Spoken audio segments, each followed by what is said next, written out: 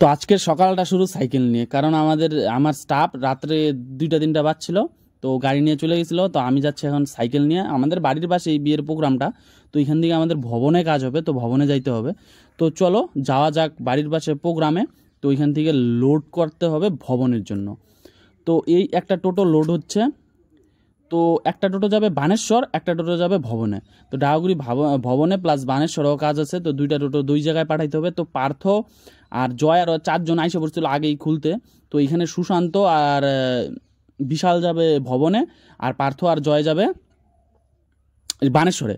তো চলো দেখি কি কি লোড দেওয়া হলো না দিলো। তো আমাদের ভবনের গাড়ি বেরিয়ে পড়লো। তো এখন আমাদের লোড দিতে হবে বানেশ্বরের গাড়ি। এই দেখতেছো বানেশ্বরের ব্লগটা যদি কেউ না দেখে থাকো অবশ্যই দেখতে পারো, নিচে আপলোড দেওয়া আছে।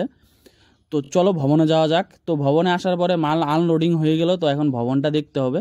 তো ভবনের স্টেজটা এটা হচ্ছে ডাহাগুড়ির ভবন। কেউ যদি ডাহাগুড়ির থেকে মানে কোচবিহারের আশেপাশে আমাদের থেকে কাজ করাতে চাও অবশ্যই কাজ করাতে পারো। আর এটা হচ্ছে ডাহাগুড়ি ভবন।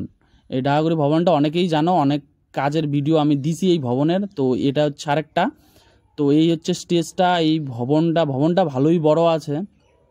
এখানে তোমরা 300-400 লোকের আরামসে প্রোগ্রাম করতে পারো। 3 তলা, উপর নিচ আর গ্রাউন্ড ফ্লোর।